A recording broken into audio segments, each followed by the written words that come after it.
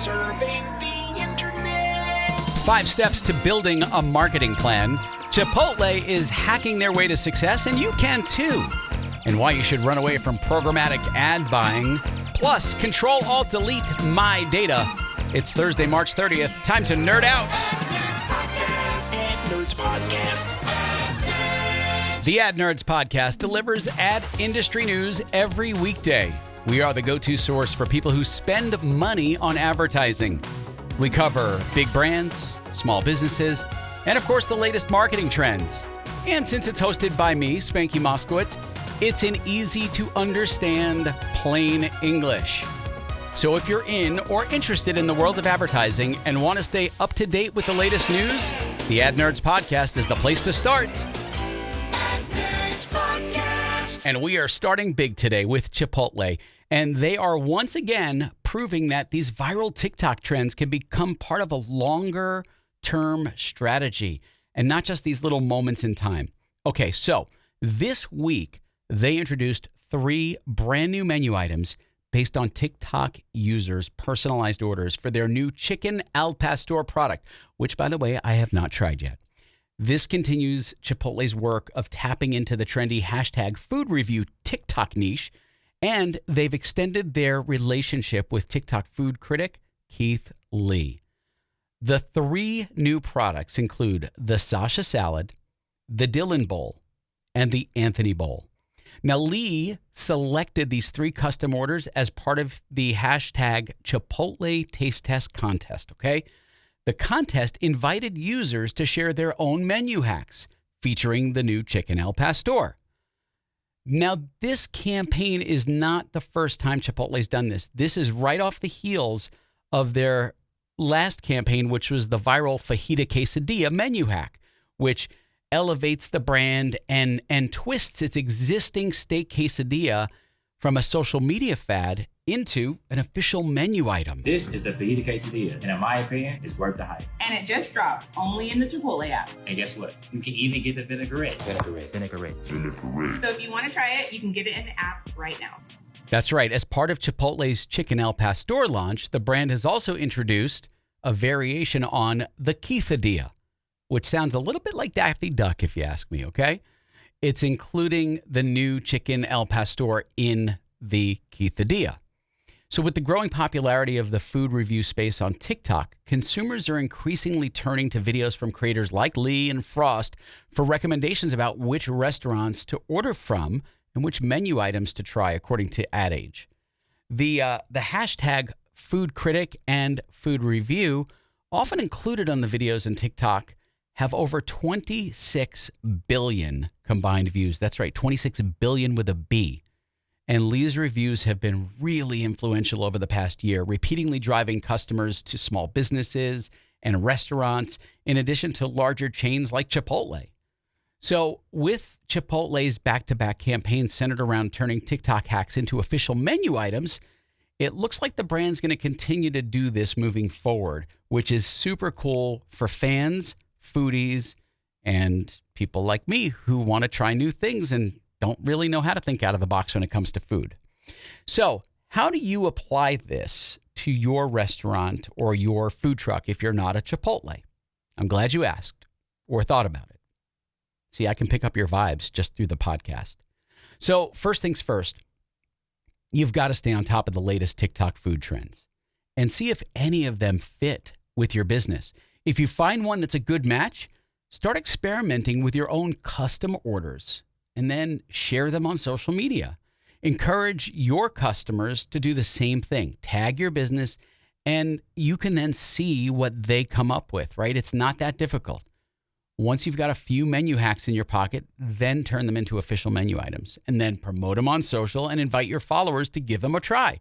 You could really even host like a taste test contest like Chipotle did. And then partner up with a local TikTok influencer to give your hacks that extra boost of virality. It's an absolute TikTok recipe for success. So get out there, start experimenting with the menu hacks. Who knows? Maybe your restaurant will be like the next Chipotle. Ad Nerds Podcast. If you've not heard of Kickstarter, you are living under a rock. or you don't surf the internet. Everett Taylor, the CEO of Kickstarter, a crowdfunding platform for creative people, creative pursuits. The guy is pretty talented, and he has done lots of jobs throughout his career. He's been a National Park Service Ranger, the CMO of Artsy, chief marketer of Skirt and Sticker Mule, and he's held lots of other roles before that. But with his life experiences, he has learned the importance of empathy, and it's become his superpower as a leader. So Taylor's mission at Kickstarter is to redefine crowdfunding and for it to be a model for the next generation of Black leaders. And he's doing that by being visible and breaking down barriers for other marketers.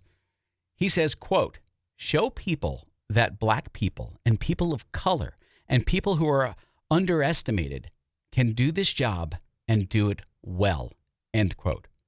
I've dropped a link to a recent episode of Marketing Vanguard where you could learn about Taylor's goals and how he's driving Kickstarter's growth by connecting his visibility with business objectives. And who knows?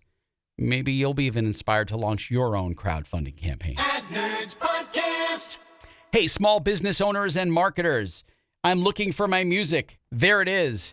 If you're tired of lifeless robotic AI ruining your copy, it's time for a resurrection. Ad Zombies can help with how to train AI and engineering AI prompts. Both are available now at learn.adzombies.com. Transform AI from meh to mind-blowing. Teach AI to speak in your brand's unique voice. Create killer content that drives leads and sales. Don't wait. Say goodbye to dull AI and hello to your brand's new intelligent voice. Head to learn.adzombies.com. Use promo code NERDS and let the undead take your AI to the next level. Ad Nerds Podcast. Ad Nerds Podcast. Okay, if you are a small business owner or a medium business owner and you're wanting to grow your business but you don't know where to start, I've got great news for you. Here's how to build a marketing plan that actually works. This is a 5-step plan. So first things first, you need to create a strategy. That's where I get stuck. Honestly, that's my weakness, right? I'm a pure creative. So for me, strategizing is that's like me using spreadsheets. I'm a disaster. So this means you've got to first figure out what you're selling, who you're selling it to, and how you're going to sell it. Then you've got to pick the right marketing channels for your business, not just the stuff that's popular. Remember, sustainable growth is more than just like the quick wins. My friend Gary Vaynerchuk says something and talks about this a lot. He talks about the long game. Okay, that's what he means by that. It's not just about getting the sale today. It's about generating sales for the next decade, the next century, right? You want to think long game, not short-term gains, okay? So once you have your strategy in place, it's important that you focus on results. You want to show real, valuable results like revenue and customers, not just likes and shares. Those are vanity metrics. They look sexy, but they do nothing for you. So to do this, you need to create a message that speaks to your target audience's pain points and, of course, their desires. Remember to use the right media to share your message on the platforms where your audience hangs out, right? If your audience is 80-year-old people, don't do it on TikTok. If your audience is 17, 18-year-olds, do it on TikTok, not on Facebook, right? You've got to know where your audience is. And finally, you want to put all the pieces together to create that ultimate social marketing machine. And that means turning leads from social media into brand advocates. The key is to work backwards. Start by deciding what you want from your customers and then reverse engineer their journey to create a marketing pipeline. And if you want to see the detailed plan, I've got a link to Social Media Examiner's story, the entire plan in the show notes right here. Ad Nerds Podcast. Did you know you may be wasting your ad spend? Yep. If you're paying for programmatic ads, you could be spending money on ads even if people aren't paying attention to them. When you buy a bunch of ads that are a blend of attentive and not, meaning ads that people actually look at and don't, you're actually having a pretty significant impact on the environment without knowing it. And, so some ads have a lot of carbon, some don't. Some have a lot of attention and some don't. But if you put it together, what we find is that display ads, for instance, only have 290 seconds of attention per 1,000 ads, so relatively low, versus TV, which is about 5,000. So TV on a per impression basis is, whatever that is, 15 times more effective. But if you look at the carbon cost, it's the opposite. Display ads can be 100 times more carbon intensive than TV ads. So this is a complete opposite situation. So as a brand, you have two reasons to shift away from programmatic or from display. Both carbon and attention tell you run away.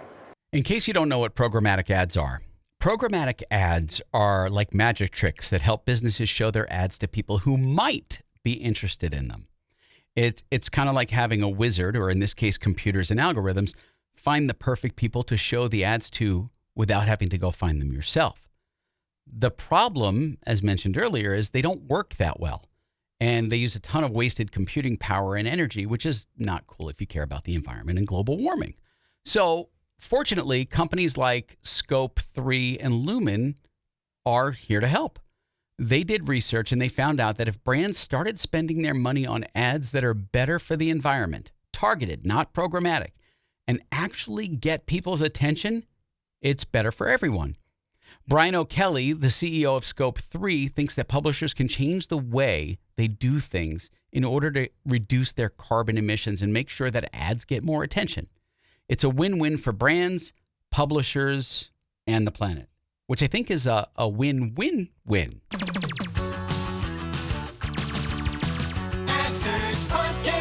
And our last story of the day, did you know that people are asking companies to delete their data more than ever now? That's right. According to a company called DataGrail, requests to delete or change personal data went up 72% in a year. Now, it's important to remember, sometimes companies have our personal information and we don't want them to have it anymore. Maybe we don't like the way they used it, or we don't want them to have it at all. And that's why people are asking these companies to delete their data. The CEO of DataGrail thinks that people are more aware now of their privacy, and they want to make these requests to delete their data so that somebody they don't know doesn't have it. And it's also because companies are sending emails telling people about privacy policies, which reminds them that they can ask to delete their data. But it's not just about privacy.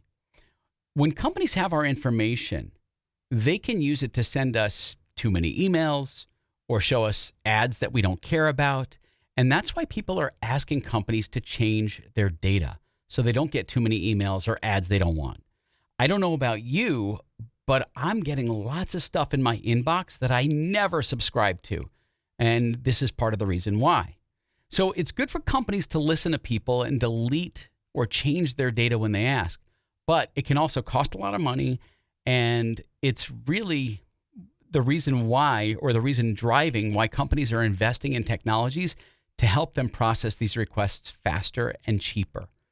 Remember, if you don't want companies having your personal data, you can just ask them to delete it.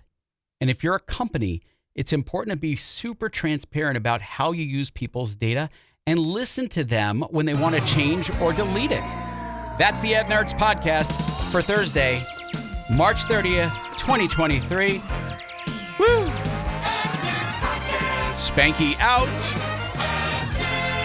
Thank you so much for listening.